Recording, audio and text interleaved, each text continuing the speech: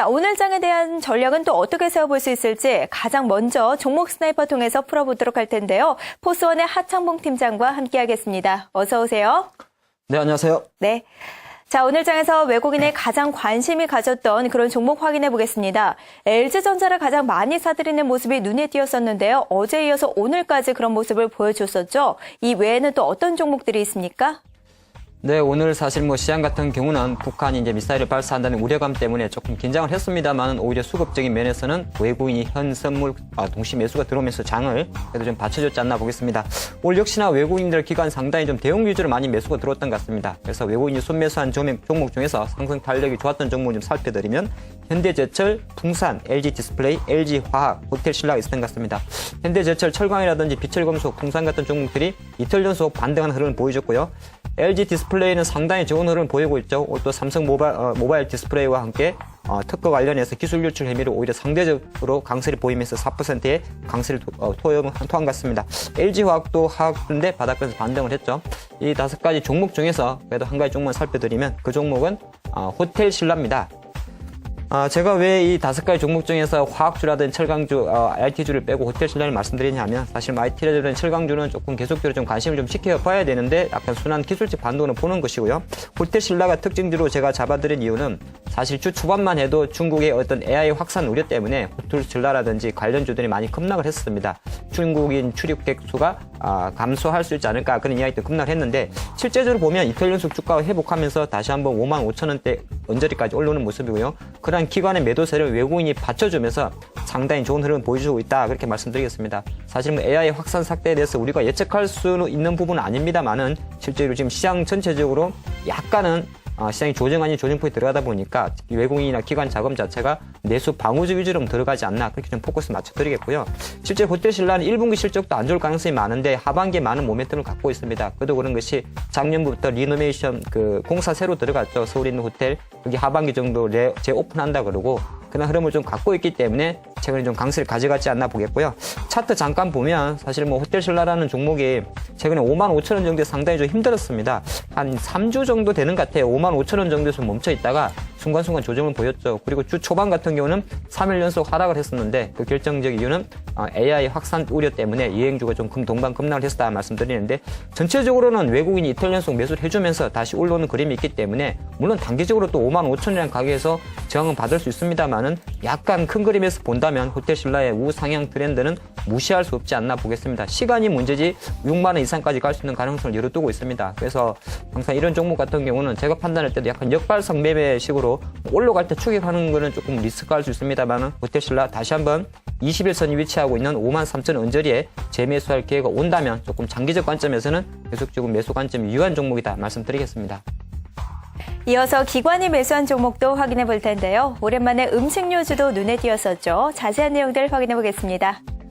네, 오늘 기관이 전체적으로 표면적으로 보이는 걸 보면 200억 정도를 매도를 했습니다만 연기금은 실제적으로 1,000억을 매수를 했고요. 연기금이 1,000억 매수 중에서 가장 많이 산 섹터가 3가지가 있었는데 그것이 바로 자동차주, 철강주, 화학주였습니다. 그래서 연기금 위주로 좀 많이 매수된 종목에서 좀 5개 정도 종목이 나왔지 않나 보겠는데요. 좀 살펴드리면 SKC, 화학주가 바로 SKC로 떴다 말씀드리겠고요. 대우증권, 한진해운, 대상, 슈프림하고 있는 것 같습니다. 정권주는 오늘 시장 관련해서 자본시장 개정법 통과 이야기 때문에 좀 많이 올랐던 것 같고요. 한진해운도 바닥권에서 기관들이 매수가 들어오면서 낙폭 가드 측면에 좀 들어왔지 않나 보겠습니다. 오랜만에 제가 한 종목만 IT 종목을 넣어놨는데 슈프림은 정말 강한 종목인 것 같습니다. 그렇기 때문에 계속적인 매수에 들어온 종목이고요. 이 5가지 종목 중에서 사실 다시 한번 또 상승 트렌드를 가져있는 한 가지 종목만 살펴드리면 그 종목은 대상입니다.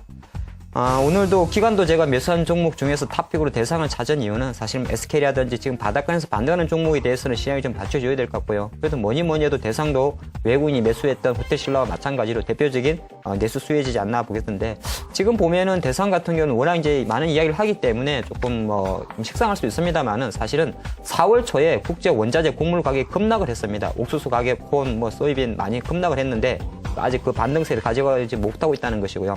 중요한 거는 음식료 업종이 환율이 조금 오르니까 그러면 좀 매출 원가가 좀 올라가서 데미지가 입을 수 있지 않을까 그렇게 생각할 수 있긴 있는데 통상적으로 살 때 한 6개월 정도 선도 계약으로 좀 사기 때문에 지금 현재 수준의 일시적 환율 급등 요인은 사실 지금 당장의 실적에는 영향을 미치지 않는다 그런 말씀 좀 드리기 때문에 지금 같은 장에 약간 원자재 가격 하락 자체가 오히려 대상의 수익성 증가로 이어지면서 최근에 조금 주춤됐습니다만은 역시나 신고가를 향해 좀 달리는 모습이다 말씀드리겠고요. 차트 잠깐 보시면 대상이 오늘 5.34% 상승을 하면서 38,450원까지 갔습니다.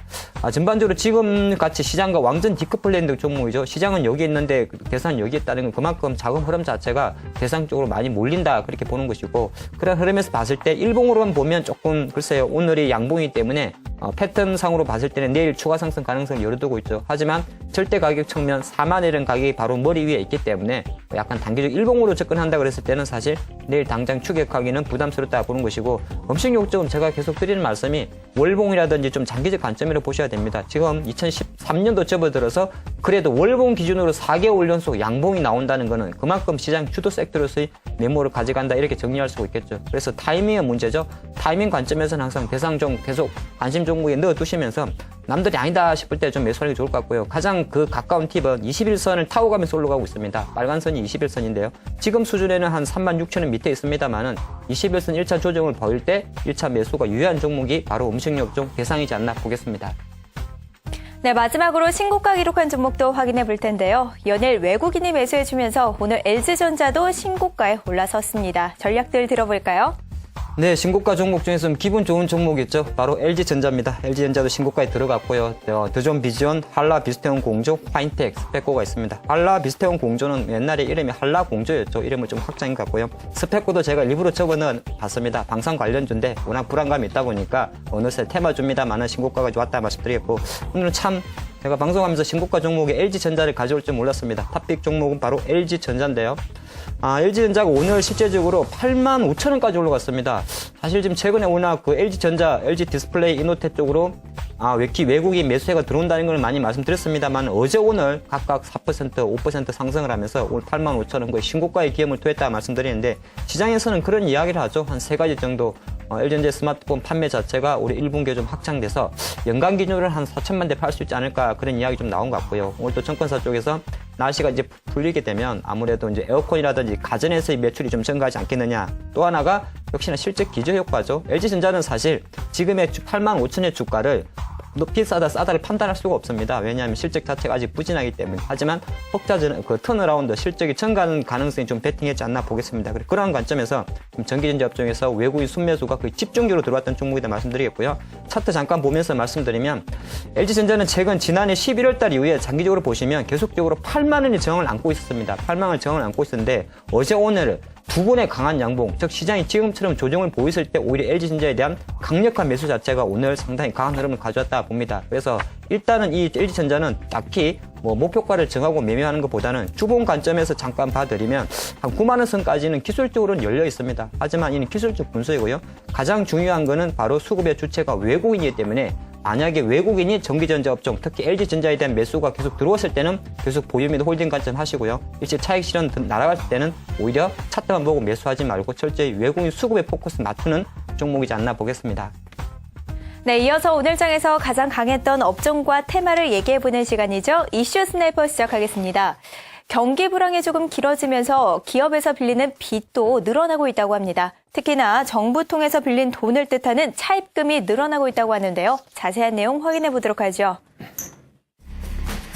정부의 외상값을 빚으로 감당하던 한국가스공사가 지난해 상장사 차입금 증가 1위를 기록했습니다. 한국가스공사는 2012년 동안 4조 2,689억 원을 더 빌려 24조 원의 빚더미에 앉았는데요.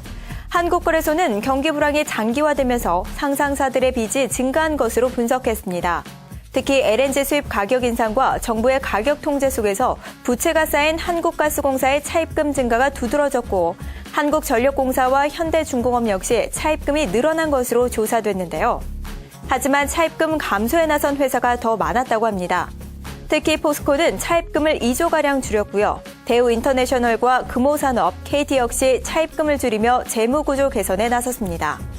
한국거래소는 장단기 금리 스프레드가 축소되고 장기자금의 조달 비용이 감소하면서 기업들이 장기자금의 비중을 다소 높인 것으로 보인다고 설명했습니다. 네, 이렇게 전체적으로 빚이 증가하면서 시장에는 어느 정도 부담으로 작용할 텐데요. 하지만 그 속에서도 일부 기업들은 차입금 감소에 나서면서 재무구조 개선을 계속해서 이어가고 있다고 합니다. 관련해서 우리는 어떤 전략이 좋을지 확인해 보도록 하죠. 네, 본 기사 내용을 보니까 이제 우리나라 상장 기업에 대해서 어떤 지난 2012년도 차입금 증감 내역을 좀 통계로 내본 것 같습니다. 차입금이라 그러면 보통 빚이죠. 기업에 일단 부채로 많이 잡히는 부분인데 우리가 단순히 생각할 때는 기업들이 부채가 많으면 부채 비율이 안 좋겠구나, 불리할 수 있겠구나 이렇게 생각할 수 있습니다만은 기업이라는 것은 계속 성장하기 위해서는 설비 투자도 해야 되고 투자를 해야 하기 때문에 사실은 무차입금 경영 자체를 가져가는 것이 바람직하지는 않습니다. 항상 빚이라는 것은 차입금은 존재하는 것이고요. 하지만 그 차입금의 존재 여부가 과연 단기냐 장기냐 그리고 경기 상황 자체가 불황이냐 호황에 따라 다른 상황인데 사실 지금 2012년도, 지금 2013년도도 진행됩니다만은 경기가 불황인 상황에서 차입금이 증가했다는 것은 기업 측면에서 상당히 부담 요인이 된다. 그런 말씀 좀 드리겠고요. 그러한 과정에서 오히려 차입금이 감소한 기업들은 나중에 차후에 경기가 조금 반등하는 시그널을 보인다면 오히려 시장에 호재가 될 수 있다. 그렇게 봅니다. 그리고 본 자료하면서 가만 보니까 전체적으로는 차입금이 좀 증가한 걸로 나오죠. 유가증권 시장 차입금이 전년 대비해서 4.23% 증가했다고 나오는데 내용적으로 조금 들어갔더니 아무래도 유동 비율을 조정할 수 있는 단기 부채, 단기 차입금은 감소를 했고 장기 차입금은 증가했다는 그 내용 자체는 큰 그림에서는 상당히 좋은 겁니다. 왜 그러냐면 기업들은 어차피 빚을 안고 사는데요. 실제적으로 단기적으로 갚아야 되는 자금에 대한 부담을 내려가게 되면은 내가 어떤 신규 설비 투자라든지 사업을 확장할 때 상당히 여유가 있는 것이죠. 왜? 투자하더라도 나중에 갚아야 될 돈이 장기로 자꾸 밀어놨기 때문에 오히려 그것은 호재다. 그런 말씀 좀 드리겠습니다. 그래서 전체적으로 내용적인 측면에서 때는 역시나 2012년도 경기가 안 좋은 상태에서 차입금이 증가한 것 자체만 놓고 보면 악재가 맞긴 맞습니다만은 내부적으로 들어가니까 약간은 기업들도 마찬가지겠죠. 단기 부채가 감소하고 장기 부채가 증가한 기업에 대해서는 장기적 관점에서 상당히 긍정적이다. 그런 말씀 좀 드리겠고 통계하에서 나온 자료 한 5개 종목씩 각각 뽑아본 것 같은데요. 같이 좀 살펴보면서 정리를 해드리면 실제적으로 아무래도 정부 기관이라 할 수 있는 정부 출연 기관과 많이 연관이 있는 유틸리티 섹터의 비중이 제일 높겠죠. 차입금이 증가한 상위 5개사 역시나 우리가 많이 이야기하듯이 한국가스공사, 한국전력, 현대중공업, SK텔레콤, 삼성중공업이 있었던 것 같습니다. 기관 산업이고 유틸리티 산업이다 보니까 상당히 차입금 부담이 많은 것이 사실이고요. 그래서 항상 우리가 가스공사나 한국전력 이야기할 때 주가가 올라갈 때 무슨 어떤 이야기를 했었죠? 미수금 회복 가능성, 미수금이 회복되면 어느 정도 회사가 턴어라운드 할 수 있다. 그런 이야기 나오지 않습니까? 그래서 그런 것 자체가 사실은 한전이나 한국가스공사의 주가 상승 모멘텀이 될 때도 있는데 전체적으로는 어차피 구조상 차입금이 많은 기업이고요. 가장 주목되는 게 사실은 현대중공업입니다. 지난해 현대중공업을 필두로 해서 일부 조선사들이 10년 만에 회사채를 발행하면서 실제적으로 많은 자금을 땡겼습니다. 조선사가 10년 만에 자금을 당겼다는 것은 그만큼 조선업 자체가 안 좋았다는 거죠. 그렇기 때문에 지금 20만에 초입에 있는 조선사였던 현대중공업의 주가도 그대로 반영될 수 있다 보는 겁니다. 워낙 안 좋은 상태에서 부채를 내려왔던 현대중공업, 그것 자체가 자금이 힘들어지다 보니까 회사채까지 발행하는 구조를 가져왔다. 그렇게 좀 정리할 수 있을 것 같고요. 그런 와중에도 차입금이 차입금은 오히려 감소를 한 기업을 통한 기업들이 한 5개 정도가 순위가 나온 것 같은데요. 포스코, 대우인터내셔널, 삼성전자, 금호산업, KT가 있는 것 같은데 사실 포스코와 대우인터내셔널 같은 경우는 이제 같은 한 집안이죠. 사실 오히려 수혜가 본 거는 대우인터내셔널 될 것 같습니다. 포스코의 품으로 안 끼면서 조금 더 공격적인 해외 런칭에 어떤 박차를 가할 수 있는 것이고요. 재무적 측면에서도 포스코가 있기 때문에 조금 든든할 수 있다. 그래서 이 자료 5가지 종목 중에서는 그래도 차입금 감소 상위 기업 종목에서 향후에 좀 지켜볼 종목은 대우인터내셔널 되지 않겠나 보이고 삼성전자도 사실은 조금 많은 말씀 좀 드려야 될 것 같은데 지난해보다 1조 2천억 정도 차입금이 감소했다고 자료가 나왔습니다. 삼성전자 우리나라 글로벌 굴지의 기업이 차입금을 감소한다는 것은 연내 접어들어서 계속적으로 OLED 쪽에 투자를 활성화한다 아니면 베트남 쪽에 스마트폰 부품 공장을 짓는다 그런 것처럼 오히려 공격적인 설비 투자가 가능합니다. 그렇기 때문에 오히려 국내 시장에서는 삼성전자 관련 부품 IT에 대한 흐름의 자체는 2013년도도 조금 더 긍정적으로 갈 수 있다. 이렇게 한번 정리해 보겠습니다. 전체적인 차입금은 증가한 상황이지만 그 속에서도 돈을 빨리 갚아야 되는 단기적인 차입금은 줄어들었다라는 점은 긍정적으로 볼 수 있겠다라는 의견이었습니다. 때문에 경기 회복 신호가 나온다면 공격적인 투자로 이어져서 경기가 활발하게 돌아갈 수 있다라는 전망이었고요. 그 속에서도 특히나 대우인터내셔널 주목하셔야 될 것 같습니다. 참고하시기 바라겠고요. 지금까지 이슈 스나이퍼였습니다. 근데 사실 이제 어저께 이제 밤에 저는 많이 고민했습니다. 북한이 미사일을 쏜다 그러니까 이게 장 개시 전에 쏠 건가 아니면 쏘면 어떻게 될까 상당히 궁금했는데 뭐 아직까지는 사실 이렇다 할 좀 징후는 없었던 것 같고요. 근데 참 재미났던 것이 오늘 시장은 제가 그런 느낌이 들었습니다. 코스피가 1935포인트로 마감을 하고 코스닥도 상승 마감을 했습니다. 그리고 매매 주체별로 보니까 특히 외국인도 사고 기관이 사길래 야 역시나 시장이 어느 정도 미사일을 발사하고 또 하나 미사일 발사로 끝나는 것이지 그것이 확전이라든지 전쟁 가능성까지는 가지 않을 것이라는 그런 자체를 이미 주식시장에서 좀 보여줬지 않나 그런 생각을 좀 합니다. 그래서 약간은 시장에 대해서도 긍정적입니다만은 지금 상황까지도 아직 뭐 이렇다 할 결과가 나온 게 아니기 때문에 불안한 마음은 갖고 있는데 오늘 주식시장만 놓고 보면 시장이 이미 북한발 리스크를 회복하고 있지 않나 그렇게 좀 봐드리겠고요. 오늘 시장 좀 자꾸 같이 봐드리면 제가 어저께 그런 말씀 드린 것 같아요. 어저께 코스피 차트가 큰 도지형이 나왔었습니다. 도지형이 나와서 오늘 같은 경우는 실제적으로 외국인 선물 세력에 좀 주목하게 되면 현물보다도 긍정적으로 반응할 수 있지 않을까 했는데 수급적인 면에서도 실제를 보니까 오늘 외국인이 한 350억 정도 코스피 그리고 160억 정도의 코스닥 그리고 선물 시장에서 2,400계약을 매수를 해주면서 장을 그래도 힘있게 좀 받쳐줬지 않나. 저는 당기줬다는 표현을 쓰겠는데요. 받쳐있지 않나 보였고 특히나 외국인이 LG전자를 포함해서 전기전지 업종에 대해서 외국인은 가장 많은 매수. 기관 쪽에서는 보니까 철강이라든지 화학주에 대한 매수를 보여주면서 오히려 주도주는 외국인이 잡아주고 기관 같은 경우는 그동안 많이 빠졌던 철강이나 화학, 금융주 쪽에서 매수가 들다 보니까 오늘 시장 체력적인 면에서는 지수 대비해서 상당히 좀 양호했다 보고 있습니다. 그래서 일단은 내일 장에 대해서 상당히 궁금할 수 있는데 오늘 역시나 보면은 하락하면은 주식을 사겠다는 투자팀인 자체가 과거 북한 리스크에 대한 어떤 학습 효과로 좀 작용하면서 오늘 선제적으로 매수가 들어왔지 않나 보겠고요. 제가 생각하는 것도 만약에 오늘 밤에 북한이 미사일을 발사하고 하더라도 시장이 이미 어느 정도 충격은 좀 완화될 수 있지 않을까. 그게 조금 포커스 맞추시는 게 어떨까 싶습니다. 그리고 내일장 한마디라 그래야 될까요? 내일장에 대한 저의 바람이 되겠죠. 저는 항상 바람과 한마디를 좀 같이 드리는데 사실 제가 똑같은 고민하는 것 같아요. 이제 올라도 고민입니다. 과연 어디까지 오를 수 있을까? 뭐 또 하나의 후폭풍이 없을 수 있지 않을까? 그런 좀 고민인데 가장 중요한 건 행복한 고민이겠죠. 그래서 내일 같은 경우는 일단은 추가적인 상승을 기대하면서 반등의 폭을 조금 고민하는 그래도 그나마 행복한 하루가 됐으면 좋겠습니다.